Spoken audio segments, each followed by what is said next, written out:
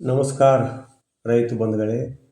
ಇವತ್ತು ನಮ್ಮ ಗ್ರಾಮದ ರೈತರಾದಂಥ ಶ್ರೀಯುತ ಗಿರ್ಮಲ್ಲಯ್ಯ ಪೂಜಾರವರು ಅವರು ತಮ್ಮ ತೋಟದಲ್ಲಿ ಎಸ್.ಎನ್.ಕೆ ಕಬ್ಬು ಹೇಗೆ ಅಸಾಧಾರಣವಾಗಿ ಬೆಳೆದಿದ್ದಾರೆ ಎಂಬುದನ್ನು ಅವರ ತೋಟದಲ್ಲಿ ನಾನು ತೋರಿಸುತ್ತಾ ಇದ್ದೇನೆ.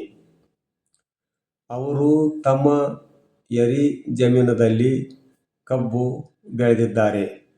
ಆದರೆ ಅವರು ಸರಿಯಾದ ಪದ್ಧತಿ ಪಾಲಿಸಿದ್ದರಿಂದ ಇಂದು ಕಬ್ಬು ತುಂಬ ಆಳವಾಗಿ ಗಟ್ಟಿಯಾಗಿ ಬೆಳೆದು ನಿಂತಿದೆ. ಇವತ್ತು ಕಬ್ಬಿನ ನಾಟಿಯ ಪೂರ್ವ ಸಿದ್ಧತೆಯಿಂದ ಹಿಡಿದುಕೊಂಡು ಅವರು ಪಾಲಿಸಿದ್ದರಿಂದ ಇಂದು ಕಬ್ಬು ತುಂಬ ಆಳವಾಗಿ ಗಟ್ಟಿಯಾಗಿ ಅವರು ಪಾಲಿಸಿದ ಪ್ರಮುಖ ಹಂತಗಳನ್ನು ನಿಮಗೆ ತಿಳಿಸಿಕೊಡುತ್ತೇನೆ. ಮೊದಲನೇ ಹೆಜ್ಜೆ ಬೀಜ ಉಪಚಾರ ಯಶಸ್ಸಿನ ಮೊದಲ ಹೆಜ್ಜೆ. ಅವರು ಕಬ್ಬು ಬೆಳವಣಿಗೆಯನ್ನು ಚೆನ್ನಾಗಿ ಬರಬೇಕು ಅಂತ ತಿಳಿದುಕೊಂಡು ನಾಟಿಗೆ ಮುನ್ನ ಬೀಜ ಉಪಚಾರವೊಂದನ್ನು ಅವರು ಮಾಡಿದ್ದಾರೆ. ಬಹಳ ಒಳ್ಳೆಯದು. ಕಬ್ಬಿನ ತುಂಡಗಳನ್ನು ನಾಟಿ ಮಾಡುವ ಮೊದಲು ಶಿಲೀಂಧ್ರನಾಶಕ ಮತ್ತು ಕೀಟನಾಶಕದಂಥ ದ್ರಾವಣದಲ್ಲಿ ಸುಮಾರು 10 ರಿಂದ 15 ನಿಮಿಷಗಳ ಕಾಲ ಎತ್ತಿ ತೆಗೆದು, ಇದರಿಂದ ಮಣ್ಣಿನಲ್ಲಿರ್ತಕ್ಕಂಥ ರೋಗಾಣುಗಳಿಂದ ಬೀಜಕ್ಕೆ ಹಾನಿ ಆಗುವುದಿಲ್ಲ ಮತ್ತು ಮೊಳಕೆ ಬರುವಿಕೆ ಸಮಾನವಾಗಿ ಆಗುತ್ತದೆ. ನೀವು ಗಮನಿಸುತ್ತಿರಬಹುದು, ಅವರು ತೋಟದಲ್ಲಿ ಒಂದು ಗಿಡವೂ ಗ್ಯಾಪ್ ಬೀಳದೆ ಎಷ್ಟು ಸಮಾನವಾಗಿ ಬಂದಿದೆ ಎಂದರೆ ಅದಕ್ಕೆ ಕಾರಣ ಈ ಬೀಜ ಉಪಚಾರವೇ ಕಾರಣ. ಮತ್ತು ಈ ಕಬ್ಬಿಗೆ ಕೊಟ್ಟಿಗೆ ಗೊಬ್ಬರ ಮತ್ತು ಸಾಲಿನ ಅಂತರ ಹೇಗಿರಬೇಕು? ಮುಂದಿನ ಹಂತ ಅಂದರೆ ಜಮೀನಿನ ಸಿದ್ಧತೆ. ಎರೆಮಣ್ಣಿನಲ್ಲಿ ಹದ ಮುಖ್ಯ.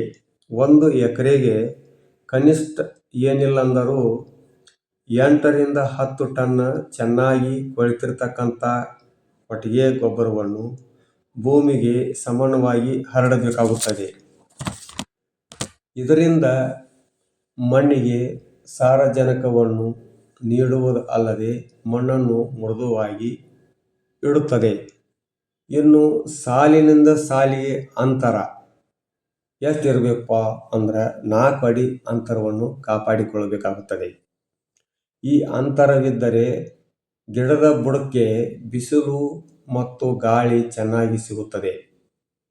ಇದರಿಂದ ಕಬ್ಬು ತುಂಬ ದಪ್ಪವಾಗಿ ಬೆಳೆಯುತ್ತದೆ ಮತ್ತು ಕಬ್ಬು ಸಾಲುಗಳ ನಡುವೆ ಎಡೆಕುಂಟಿ ಅಥವಾ ಆಳುಗಳಿಂದ ಕೆಲಸ ಮಾಡುವುದು ತುಂಬ ಸುಲಭವಾಗುತ್ತದೆ. ಇನ್ನು ಆಳವಾದ ಮಣ್ಣು ಬೇರು ಮತ್ತು ಮಣ್ಣು ಮಾಡುವ ಪದ್ಧತಿ ಹೇಗಿರಬೇಕು ಅಂದರೆ, ನೀವು ನೋಡುತ್ತಿರುವ ಈ ಎಸ್.ಎನ್.ಕೆ ಕಬ್ಬಿನ ಬುಡವನ್ನು ಗಮನಿಸಿ ನೋಡಿ.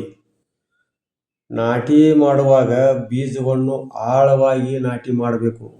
ನಂತರ ಗಿಡ ಸುಮಾರು 45 ರಿಂದ 65 ದಿನಗಳ ಕಾಲ ಅವಧಿಯಲ್ಲಿದ್ದಾಗ ಬುಡಕ್ಕೆ ಮಣ್ಣು ಹಾಕಬೇಕಾಗುತ್ತದೆ.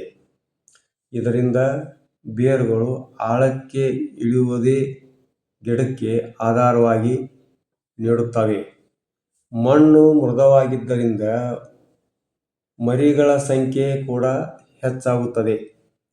ಸರಿಯಾದ ಬೀಜೋಪಚಾರ ಮತ್ತು ಈ ಪದ್ಧತಿಗಳಿಂದ ಕಬ್ಬು ಇಂದು ಬೆಳೆ ಚೆನ್ನಾಗಿ ಬಂದಿದೆ. ರೈತ ಮಿತ್ರರೇ, ಕೇವಲ ಗೊಬ್ಬರ ಹಾಕಿದರೆ ಸಾಲದು. ಆರಂಭದ ಬೀಜ ಉಪಚಾರದಿಂದ ಹಿಡಿದು ಅಂತರ ನಿರ್ವಹಣೆಯವರೆಗೂ ಪ್ರತಿಯೊಂದು ಹಂತವು ಮುಖ್ಯ.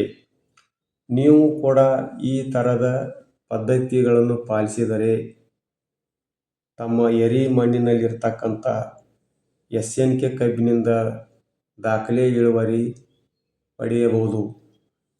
ನಿಮಗೆ ಈ ಮಾಹಿತಿಗಳು ಉಪಯುಕ್ತ ಅನಿಸಿದರೆ ಈ ವಿಡಿಯೋಗೆ ಒಂದು ಲೈಕ್ ಮಾಡಿ. ನಿಮ್ಮ ತೋಟದಲ್ಲಿ ನೀವು ಅನುಸರಿಸುವ ವಿಶೇಷ ತಂತ್ರಗಳೇನಾದರೂ ಇದ್ದರೆ ಕಮೆಂಟ್ ಬಾಕ್ಸ್ನಲ್ಲಿ ತಿಳಿಸಿ. ಎಲ್ಲ ರೈತರಿಗೂ ಅನುಕೂಲವಾಗಲಿ.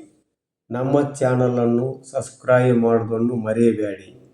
ಹಾಗೂ ತಮ್ಮೆಲ್ಲರ ರೈತ ಮಿತ್ರರಿಗೆ ನನ್ನ ಧನ್ಯವಾದಗಳನ್ನು ಹೇಳುತ್ತೇನೆ.